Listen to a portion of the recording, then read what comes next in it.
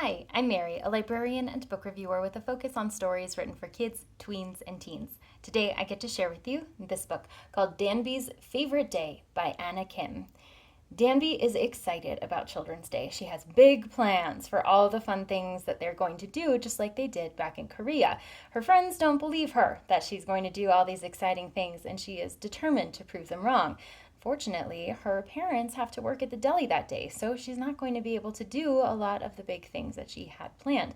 And when a rainstorm comes and threatens even their outdoor fun, she has to pivot and find something new to do instead.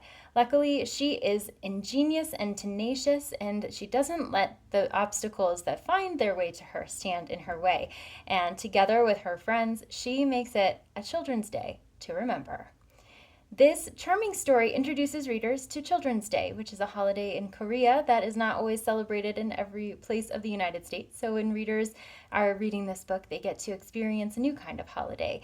And it's through the lens of Danbi, who is a very precocious and entertaining young girl, and she has a lot of big ideas. So as you're going through the book, you see the illustrations really beautifully match all of the personalities of Danbi's friends, the intensity of both their feelings and also the environment around them.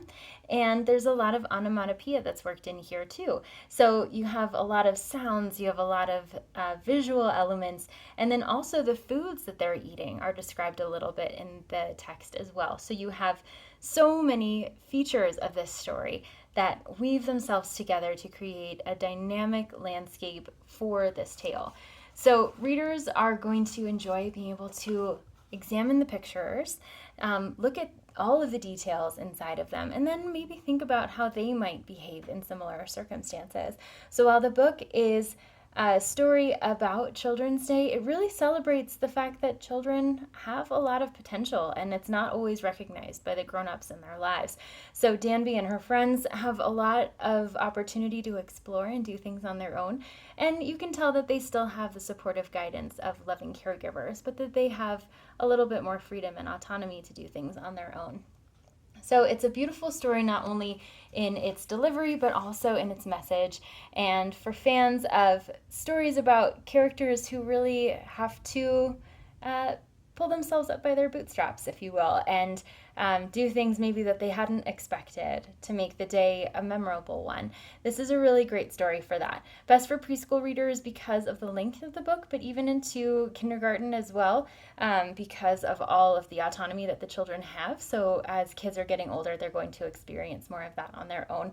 And Danbi is just a character that kids will connect with, even if they don't have a background that is similar to hers. If this sounds like a great fit for you or for someone you know, I hope you look for it wherever you get your books.